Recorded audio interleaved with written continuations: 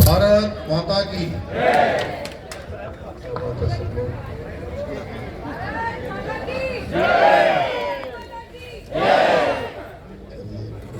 जय बद्री विशाल, जय बाबा केदार, जागेश्वर धाम की, आदि कैलाश भगवान की, गंगा मैया की, यमुना मैया की, धारी मैया की, पूर्णागिरी मैया की, हाट कालिका मैया की। मटियाला विधानसभा क्षेत्र की इस विशाल सभा में मंच पर आसीन अभी आप सब लोगों ने जिनको सुना, हरियाणा सरकार ने पर्यटन मंत्री और अनेक दायित्वों में जो रहे हैं, लगातार भारत की संसद में आपने प्रतिनिधित्व किया है। आदरणीय डॉक्टर अरविंद शर्मा जी, आप सबकी लोकप्रिय सांसद, जिनको आप सब लोगों ने भारत की संसद में बड़े मतों से जिताकर भेजा, मैं इनके चुनाव में भी आया था। बहन कौल जी, शेरावत जी और यहाँ के प्रत्याशी और बिल्कुल नौजवान हैं, युवा हैं और अभी इनके पास लंबा एक कालखंड है। आप सब इनको यहाँ पर पार्टी ने तो इनको यहाँ आपकी सेवा के लिए भेज दिया है। अब जो है सेवा का मौका देना है और ये लंबे समय तक विकास के मामले में, आप सबकी सेवा के मामले में आगे बढ़ाएंगे। भाई संदीप शेरावत, रमेश सौखंदा जी जिला अध्यक्ष, सविता शर्मा जी, सुनील शर्मा जी, सुभाष ढोंडियाल जी, बसंती देवी जी, जयकृत विष्ट जी और हमारे मंच पर आसीन सभी हमारे नेतागण, सभी पदाधिकारीगण और इस सभा में उपस्थित मेरे सभी बड़े बुजुर्ग, सभी मेरी माताएं, बहनें, सभी युवा, मेरे नौजवान साथियों, मीडिया के हमारे सभी मित्र, पत्रकार मित्रों, छायाकार बंधुओं, मैं सबसे पहले तो आप सब अब 3 बजे से आ गए हैं और 6 बजने को हो गया, मुझे जैसा बताया अभी शर्मा जी ने। तो आप सब इतनी बड़ी संख्या में यहाँ पर भाई संदीप को अपना समर्थन देने के लिए, अपना मत देने के लिए, अपना आशीर्वाद देने के लिए उपस्थित हुए हैं।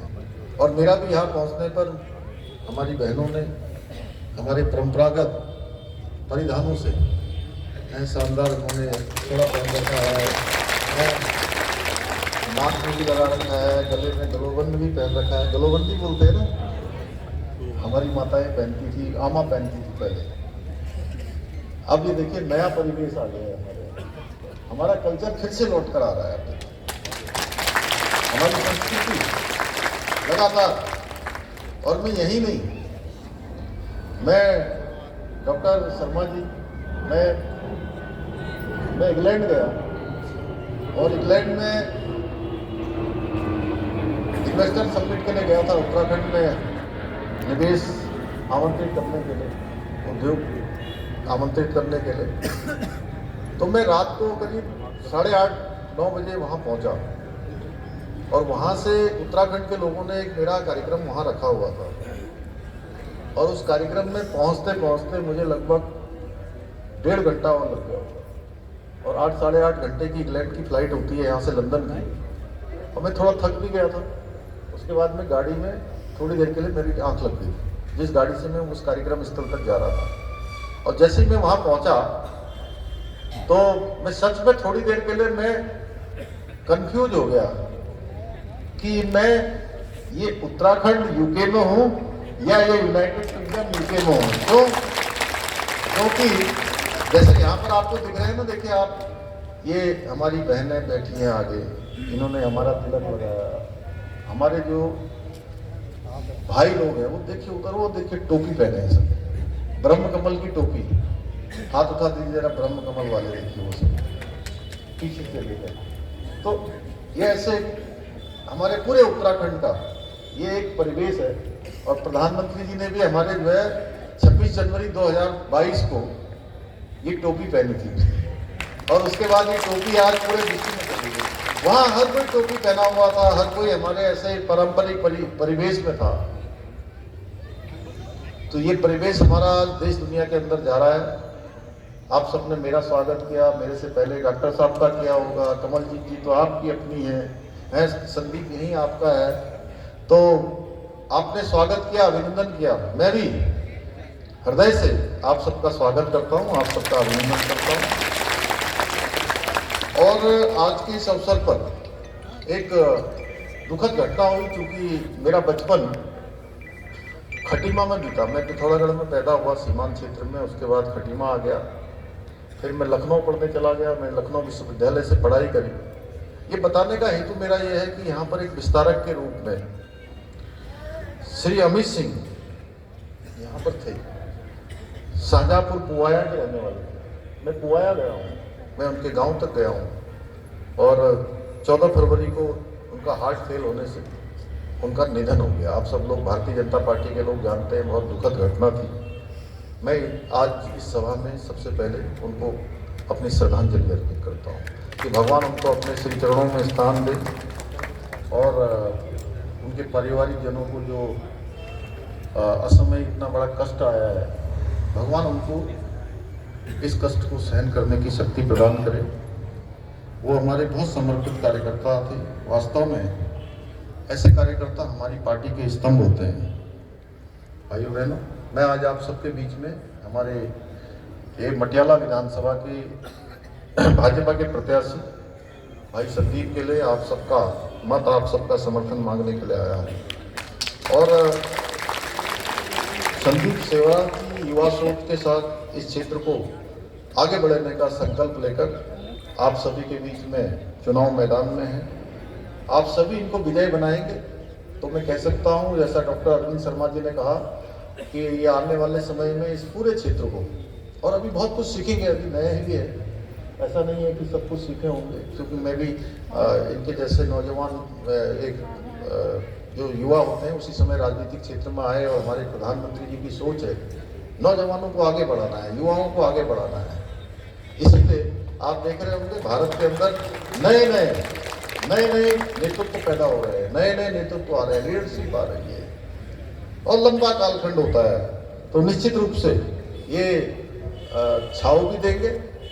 और क्या कहते हैं डॉक्टर साहब, आप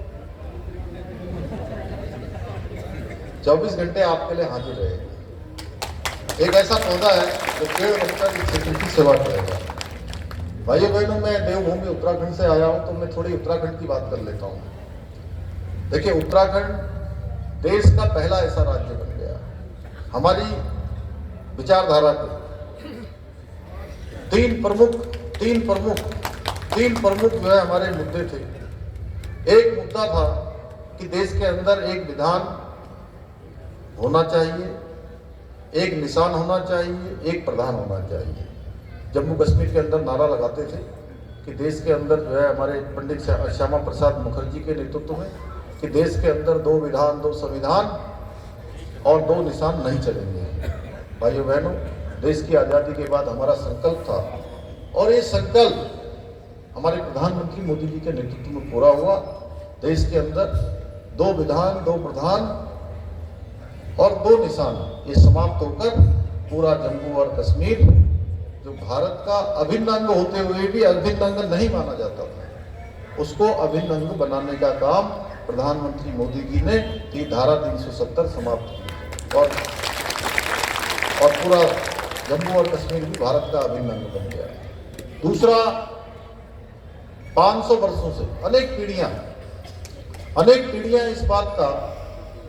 इस बात के लिए लग गई, खप गई, बलिदान हो गई। लाखों कार से उन्होंने अपने को हवन कर दिया कि भगवान राम जहां पैदा हुए वहां पर भगवान रामचंद्र जी का भव्य और दिव्य मंदिर बनना चाहिए। हमारे प्रधानमंत्री मोदी जी के नेतृत्व में अयोध्या में भव्य और दिव्य मंदिर बनकर तैयार हो गया।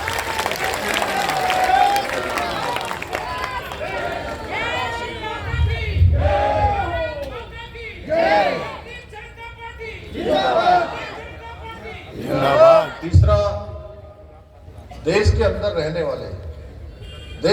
रहने वाले हर एक व्यक्ति के लिए चाहे वो किसी पंथ का हो, किसी वर्ग का हो, किसी संप्रदाय का हो, किसी जाति का हो। सबके लिए भारत के संविधान के अनुच्छेद 44 में समान नागरिक संहिता का प्रावधान किया गया है। बाबा साहब अम्बेडकर जब देश का संविधान बना रहे थे, भाइयों बहनों, हम हमारे प्रधानमंत्री मोदी जी के नेतृत्व में 2022 में हम देवभूमि उत्तराखंड की जनता के समक्ष गए और हमने संकल्प रखा और संकल्प के पीछे उसके कारण भी रखे कि देवभूमि उत्तराखंड में समान नागरिक संहिता क्यों होनी चाहिए। देवभूमि में इसलिए समान नागरिक संहिता होनी चाहिए क्योंकि ये गंगा का प्रदेश है। ये देवभूमि उत्तराखंड यमुना जी का प्रदेश है। यमुना जी वहीं से निकलती है। अभी यमुना जी के बारे में भी बात करूंगा। यमुना जी का प्रदेश है। ये 4 धामों का प्रदेश है। ये आदि कैलाश का स्थान है। आदि कैलाश का प्रदेश है। ये वनों से आच्छादित, नदियों से आच्छादित, हिम शिखरों से आच्छादित और देवों से आच्छादित, प्रत्येक परिवार से, कोई सेना में, कोई पैरामिलिट्री फोर्स में, देश की सीमाओं की रक्षा के लिए तैनात है। देश के किसी न किसी सीमा पर तो यहाँ रहने वाले हर एक व्यक्ति के लिए एक समान कानून होना चाहिए। 2 अंतर्राष्ट्रीय सीमाओं से लगा हुआ प्रदेश है। भाइयों बहनों, हमने देवभूमि उत्तराखंड की जनता के सामने इस संकल्प रखा। ये हमने वायदा किया था, ये वचन दिया था उत्तराखंड की जनता को। हमारे प्रधानमंत्री मोदी जी के नेतृत्व में वचन था हमारा और हमारी सरकार वहां बनी। पहली बार उत्तराखंड में एक मिथक टूटा। हर बार 22 सालों में राज्य स्थापना के बाद जैसे ही सरकार चुनाव में जाती थी वो सरकार बदल जाती थी। 5 साल में चुनाव होते थे, 5 साल बाद दूसरी सरकार आती थी। उत्तराखंड की जनता ने पहली बार एक मिथक तोड़ने का काम किया, एक परिपाटी बदलने का काम किया और भारतीय जनता पार्टी को लगातार दूसरी बार सरकार में यानी कि डबल इंजन बनाने का काम उत्तराखंड की देवभूमि जनता ने किया। और हमने भी वर्ष 2025 के इसी साल में 27 जनवरी 2025 को एक ऐतिहासिक काम हो गया कि देवभूमि उत्तराखंड में रहने वाले सब लोगों के लिए एक समान कानून लागू हो गया। यानी कि अब वहां कोई बहुविवाह नहीं होगा, कोई 3 तलाक नहीं होगा, कोई हलाला नहीं होगा, कोई इद्दत नहीं होगी। तमाम जो कुरीतियां हैं वो सारी की सारी कुरीतियां अब उत्तराखंड में नहीं होगी। 2022 में एक बहुत चर्चित कांड हुआ था दिल्ली में, आप सबको याद होगा। एक बेटी थी श्रद्धा बालकर और एक आफ्ताब, दोनों के बीच जब घटना हुई, 300 लीटर के फ्रिज में उस बेटी के टुकड़े टुकड़े काट कर डाल दिए थे भाइयों बहनों। हमने इस कानून में इस बात का प्रावधान किया है कि अब कोई भी आफ्ताब ऐसी हवानियत किसी श्रद्धा जैसी बेटी के साथ नहीं कर पाएगा भाइयों बहनों। हमने इसका प्रावधान समान नागरिक संहिता में कर दिया है। समान नागरिक संहिता में कर दिया। इसके साथ साथ अनेक निर्णय और उत्तराखंड में ले रहे हैं। जैसे हम 4 धाम ऑल वेदर रोडें बना रहे हैं। आपके 4 धामों में जाना आसान, कैलाश मानसरोवर तक की यात्रा, आदि कैलाश तक की यात्रा आपकी बहुत शानदार सड़क के माध्यम से हो जाएगी। दिल्ली से देहरादून आने वाले समय में आप हवाई जहाज का टिकट नहीं खरीदोगे समझिए। जब यहाँ से दिल्ली से देहरादून आना होगा तो रोड से ही जाएंगे, क्योंकि हमारे प्रधानमंत्री जी के नेतृत्व में एक्सप्रेस वे का निर्माण हो रहा है। मेरठ तक ये रोड बनकर तैयार हो गई है। आने वाले समय में मात्र 2 घंटे में, कितनी देर में? 2 घंटे में देहरादून से दिल्ली और दिल्ली से देहरादून आया जाए। हमने उत्तराखंड में देवभूमि है, देवभूमि में धर्मांतरण नहीं होना चाहिए। देवभूमि का मूल अस्तित्व बना रहना चाहिए। ये केवल उत्तराखंड के लोगों की सोच नहीं है, पूरे भारतवर्ष और दुनिया के लोगों की सोच है कि देवभूमि का मूल अस्तित्व बना रहना चाहिए। हमने धर्मांतरण रोकने का कानून बना दिया, हमने दंगा रोकने का सख्त कानून बना दिया, कोई वहां दंगा नहीं कर सकता भाई। हमने नकल रोकने का कानून बनाया और पिछले 3 सालों में 20,000 से ज्यादा नियुक्तियां हमने वहां पर पारदर्शी तरीके से की। गरीब माता पिता के बेटे बेटियों को अब योग्यता क्षमता प्रतिभा के आधार पर वहां नौकरी है। हमने लैंड जिहाद के खिलाफ कार्रवाई करी है। 5,500 एकड़ जमीन हमने लैंड जिहाद से मुक्त कराई है, अवैध कब्जा था उसको खाली कराया है। नहीं तो उत्तराखंड में भी कहीं नीली चादर चढ़ाकर, कहीं पीली चादर चढ़ाकर, कहीं हरी चादर चढ़ाकर हजारों हजार एकड़ जमीनों पर कब्जा किया हुआ था। और हमने अभी हाल में ही लैंड जिहाद, लव जिहाद के खिलाफ कार्रवाई करी है और थूक जिहाद जैसी जो घृणित मानसिकता है इसके खिलाफ भी देवभूमि उत्तराखंड में हमने सख्त कार्रवाई करनी है। अब चुनाव हो रहा है दिल्ली में, आप लोग सोच रहे होंगे मैं बात कर रहा हूं उत्तराखंड की, वजन पड़ते हैं ऐसा तो नहीं सोच रहे। मैं इसलिए कर रहा हूं ये बात कि ये सब काम हम कर पा रहे हैं। आज उत्तराखंड का विकास, चहुमुखी विकास हो रहा है, चहुमुखी विकास। उत्तराखंड देश के जो सतत विकास के लक्ष्यों को प्राप्त करने में SDG rank, SDG sustainable development goals, उस इंडेक्स में पूरे देश में पहले पायदान पर आया है, पहले पायदान पर आया है। इसके साथ साथ दो एम्स हमारे यहाँ, एक एम्स हमारा ऋषिकेश में चल रहा है, दूसरा एम्स उधम सिंह नगर में बन रहा है।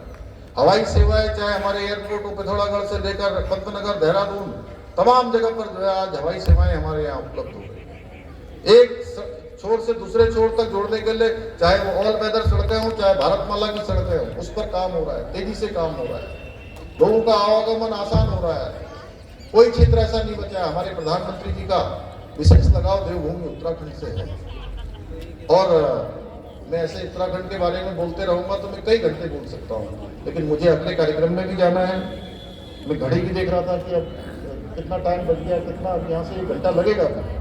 ये सब मैं इसलिए बता रहा हूँ कि वहाँ ये सब काम इसलिए हो पा रहे हैं कि वहाँ पर डबल इंजन की सरकार है और डबल इंजन की सरकार लोग आज पसंद कर रहे हैं। हर जगह डबल इंजनों को प्राथमिकता दे रहे हैं। हमारे डॉक्टर अरविंद शर्मा जी बैठे हैं, देखिए अभी हरियाणा में चुनाव हुए, आप मंत्री हो गए। नायब सिंह सैनी जी हमारे मित्र वहाँ के मुख्यमंत्री हो गए दोबारा से, और हरियाणा की जनता ने तीसरी बार वहाँ डबल इंजन लगा। महाराष्ट्र में अभी चुनाव हुए, महाराष्ट्र में तीसरी बार डबल इंजन लगा दिया। और दिल्ली में तो आपको डबल इंजन भी लगाना है और विधानसभा मटियाला में यहाँ पर ट्रिपल इंजन लगाना है। एक इंजन आपने उस सभासद में लगा दिया, छोटा इंजन लगाया वो,